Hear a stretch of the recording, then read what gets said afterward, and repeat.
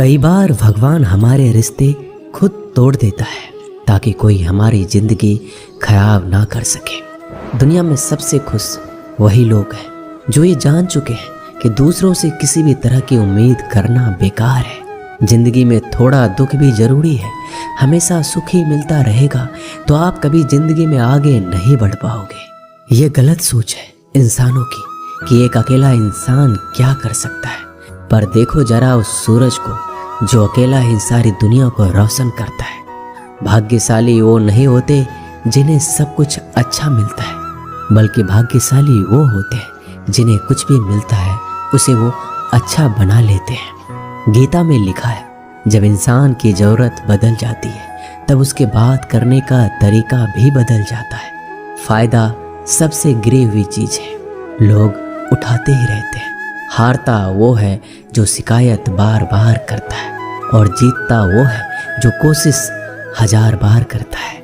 जिस इंसान को हम बेहद प्यार करते हैं वही इंसान हमारा सबसे ज़्यादा फ़ायदा उठाता है, क्योंकि वो इंसान जानता है कि हमारी कमजोरी क्या है। इतने समझदार बनो कि किसी को माफ़ कर दो, लेकिन इतने बेवकूफ़ मत बनो कि धोखा देने वाले पर दोबारा विश्वास कर बैठो। उम्मीद मत छोड़ना, कल का दिन आज से बेहतर होगा। जिंदगी में उस लेवल तक पहुंच जाओ कि लोग आपको खोकर पछताए। जीवन में कभी भी किसी से अपनी तुलना मत कीजिए। आप जैसे हो सर्वश्रेष्ठ हो, क्योंकि ईश्वर की हर एक रचना। श्री कृष्ण कहते हैं, गलती हर इंसान से होती है, लेकिन गलतियां सुधारता वही इंसान है जो दिल का साफ होता है और रिश्तों को खोना नहीं चाहता। जिंदगी का सबसे बड़ा थप्पड़ किसी से की गई उम्मीद मारती है। कभी कभी इंसान ना टूटता है ना बिखरता है, बस हार जाता है, कभी खुद से तो कभी किस्मत से तो कभी अपनों से। हर जिंदगी में खुद को समय जरूर दें, क्योंकि पहली जरूरत आप खुद हैं। याद रखना कि ज़रूरत से ज़्यादा अच्छे बनोगे तो ज़रूरत से ज़्यादा इस्तेमाल किए जाओगे।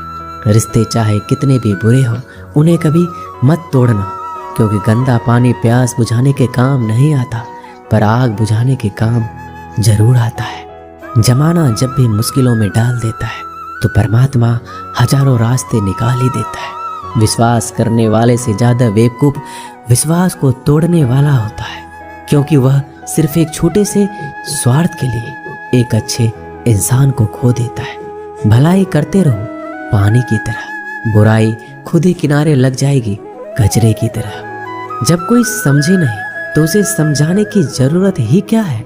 जब कोई माने नहीं तो उसे बताने की ज़रूरत ही क्या है। सच्चे दिल से किसी ज़रूरतमंद की मदद करके तो देखो। अगर दिल को सुकून ना मिले तो कहना, जिसे जाना है उसे जाने दो। अगर वो आज रुक भी गया तो कल चला जाएगा। इंसान को इंसान से दूर कर देने वाली सबसे पहली चीज जुबान है और दूसरी चीज पैसा है। जिन्हें सपना देखना अच्छा लगता है उनकी रात छोटी पड़ जाती है, और जिन्हें सपने पूरा करना अच्छा लगता है उनके दिन छोटे पड़ जाते हैं। किसी की आदत देखनी है तो उसे इज्जत, और किसी की अगर फितरत देखनी अकेलापन और भी अच्छा लगता जाएगा। खत्म हो जाएंगे वो भी रिश्ते जिनसे मिलकर लगता है कि ये उम्र भर साथ देंगे। श्री कृष्ण कहते हैं, अहंकार किसी भी चीज का हो सर्वनाश करके ही छोड़ता है। खाली वक्त में तो हर कोई बात कर लेता है। प्यार तो तब होता है जब कोई आपसे बात करने के लिए आपका अपना सारा वक्त खाली कर दे। सब कुछ ठीक करने का इंतजार करोगे तो बैठे ही रह जाओगे। आप हिम्मत करो, खुद उठो, अपनी जिंदगी में सब कुछ ठीक कर दो। लोग पहचानना ही भूल जाए इससे पहले अपनी पहचान बना लेनी चाहिए। एक बार एक राजा ने भगवान श्री कृष्ण का मंदिर बनवाया और उसमें मूर्ति की पूजा करने के लिए एक पंडित को रखा। हर रोज अपनी मंत्री से कहकर मंदिर में एक माला भिजवाता था और पंडित जी को वो माला श्री कृष्ण को चढ़ाना होता था। उसके बाद राजा जब दर्शन के लिए आता था तो पुजारी वो माला भगवान की मूर्ति के ऊपर से निकालकर राजा के गले में पहना देता।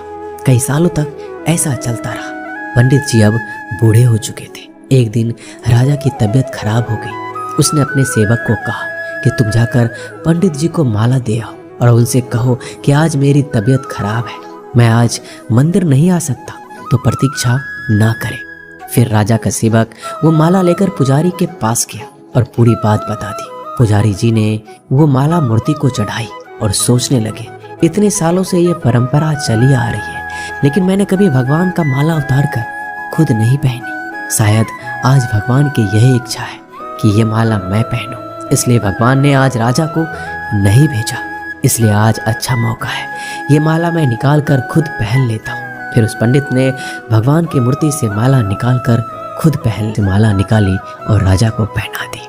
अब राजा ने उस माला को देखा तो उस माला में एक सफेद बाल नजर आया। राजा ये समझ गया कि ये बाल पंडित का है। राजा ने पुजारी से पूछा, क्या ये माला आपने पहनी थी? इसमें सफेद बाल कहाँ से आया? यह सुनकर पुजारी जी घबरा गए। उन्हें लगा अगर मैं सत्य बता दूं तो राजा मुझे दंड देंगे, इसलिए वह पुजारी ने कहा, यह बाल तो श्री कृष्ण का है। राजा को सुनकर बहुत ही गुस्सा आया। उसने कहा, तुम झूठ बोल रहे हो, भगवान के बाल सफेद कब से होने लगे? राजा ने कहा, मैं फिर कल आऊंगा और श्रृंगार के समय देखूंगा कि उनके बाल सफेद है या काले। अगर बाल काले निकले और सफेद नहीं निकले तो आपको कल ही मृत्यु दंड दिया जाएगा, क्योंकि आपने मुझसे झूठ बोला है। राजा ये कहकर वहां से चला गया। इधर पुजारी भगवान के चरणों में गिरकर रोने लगे कि हे प्रभु, मुझे माफ कर दीजिए, मैं लोभ में आ गया था। मुझे लगा मुझे ये माला पहन लेनी चाहिए, मुझे बचा लीजिए, नहीं तो कल राजा मुझे मार देगा। तो पुजारी पूरी रात भगवान के चरणों में गिरकर रोने लगा, विनती करने लगा कि प्रभु मुझे बचा लीजिए। अगली सुबह राजा मंदिर पहुंचा।